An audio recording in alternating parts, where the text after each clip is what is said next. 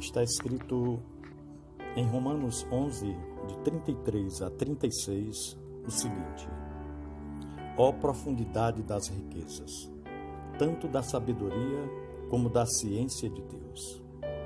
Quão insondáveis são os seus juízos e quão inescrutáveis os seus caminhos! Quem compreendeu a mente do Senhor? Ou quem foi o seu conselheiro? Ou quem lhe deu primeiro a ele para que ele seja recompensado? Porque dele, e por ele, e para ele são todas as coisas. Glória, pois, a ele eternamente. Amém. Meu irmão, minha irmã, você quer um desafio para a sua vida? Então decida-se a buscar conhecer Deus. É um desafio por inúmeras razões. É um desafio primeiramente porque o versículo 33 diz que conhecer a Deus não tem fim.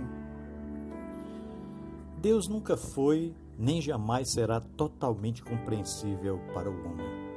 Não apenas no tempo, mas também na eternidade. Você sabe por que vai viver com Deus na eternidade?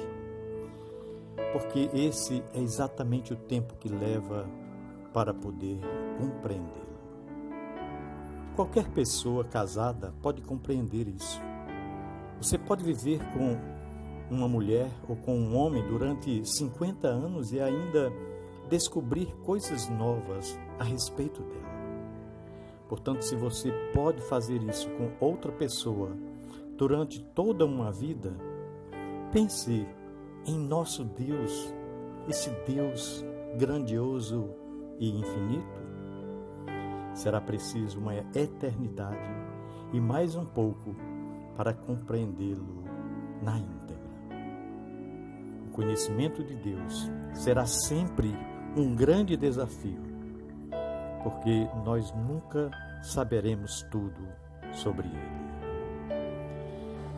O segundo ponto é que o conhecimento de Deus é um desafio porque quando conhecemos alguém, precisamos que ele se revele a nós e nos conceda o privilégio desse conhecimento. É como um homem que se aproxima de uma mulher e diz: meu nome é João, qual é o seu? Então João pode querer conhecê-la, mas há uma outra questão a enfrentar. Será que ela está tão interessada em saber o nome dele quanto ele em saber o dela? Em outras palavras, o conhecimento de outra pessoa não depende de seu desejo de receber informações, mas do desejo dessa pessoa em revelá-las.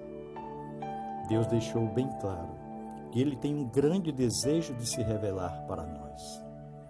Em Oséias capítulo 6, versículo 6, o próprio Deus diz que deseja que o conheçamos mais do que almeja as nossas ofertas.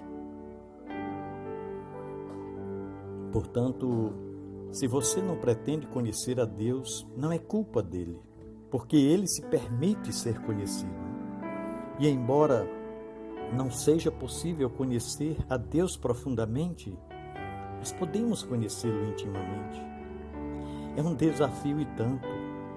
Qualquer pessoa que já namorou e se interessou seriamente por alguém sabe que, quando duas pessoas se conhecem, passam por um crescimento, por um crescente processo de intimidade, digamos assim. Uma transformação ocorre com o tempo. É o que acontece também com Deus.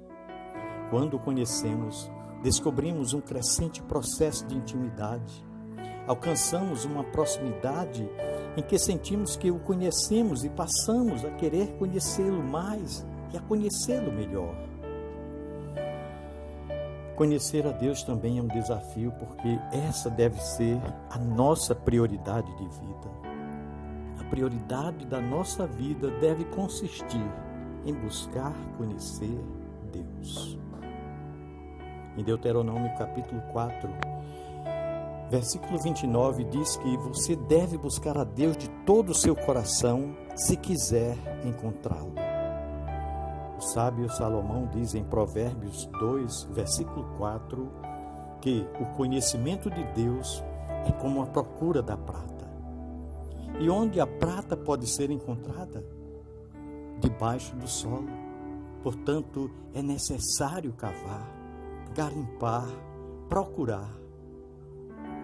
Porque Deus não facilitou as coisas, então? Porque Ele quer saber, você está determinado a fazer isso? Você se levanta e vai para o trabalho porque está determinado a isso. Mas quando tem de se levantar para gastar tempo com Deus, muitas vezes nos apresentamos cansados demais. Nós precisamos daqueles 15 minutos extras de sono, não é verdade?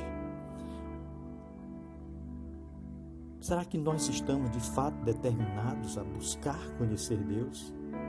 Nós temos tempo para assistir o nosso programa predileto de TV, mas estamos sempre cansados demais para gastar tempo com Deus. Será que estamos determinados a conhecê-lo? Conhecer a Deus é um desafio, porque é difícil fazer disso uma prioridade na nossa vida. Não é fácil, não. Portanto, por onde começar?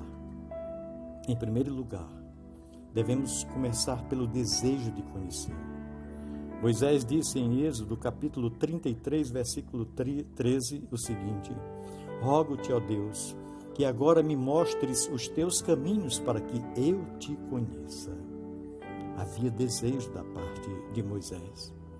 Davi disse no Salmo 42, versículo 1, como o servo anseia pelas correntes das águas, assim suspira minha alma por ti, ó Deus.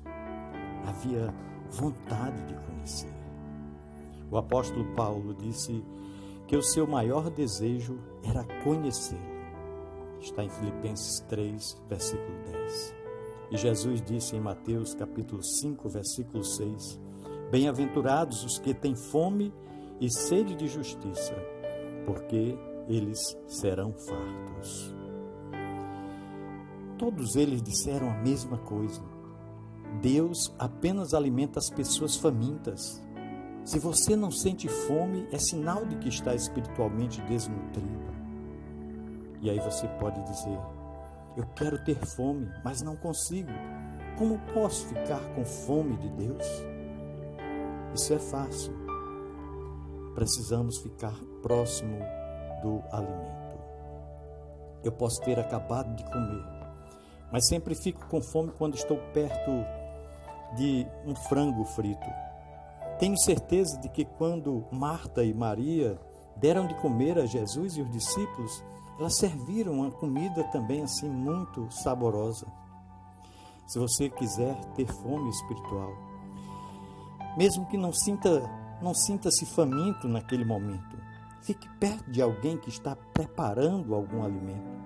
Fique perto de alguém que prega e ensina a palavra de Deus com fidelidade. Fique próximo de alguém que gosta da presença de Deus e você vai ficar com fome. Você vai sentir o desejo também. Seu apetite espiritual vai ser despertado, será aguçado. Portanto, tem de começar pelo apetite. Mas isso não é tudo. Você não pode ter conhecimento de Deus até que tenha aceitado o seu Filho Jesus Cristo como único e suficiente Salvador de sua vida. Se você não fez ainda esta decisão, se você ainda não tem uma fé em Cristo como único Salvador e Senhor de sua vida, nunca conseguirá obter o conhecimento de Deus na sua plenitude. Permanecerá no nível da percepção e da informação somente.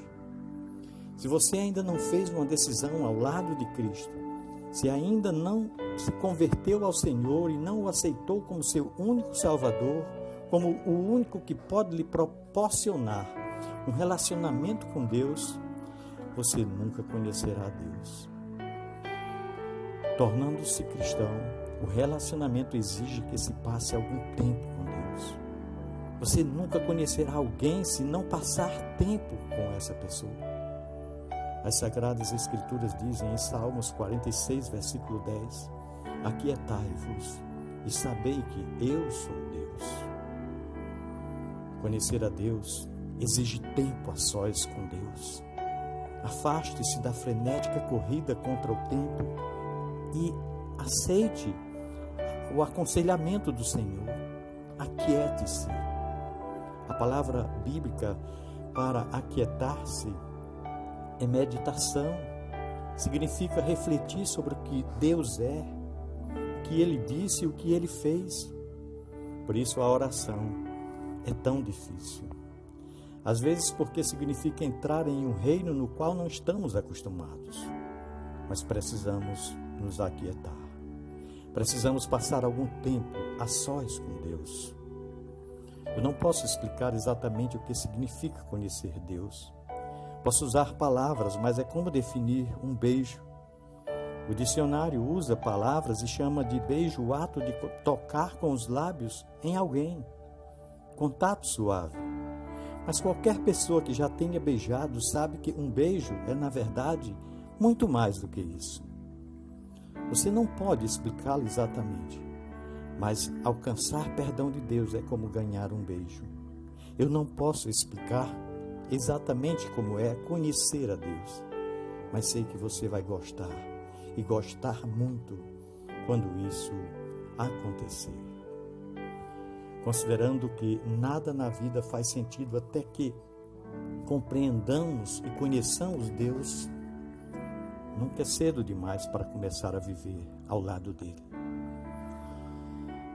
E aqui estão algumas ideias para ajudá-lo a iniciar esse processo.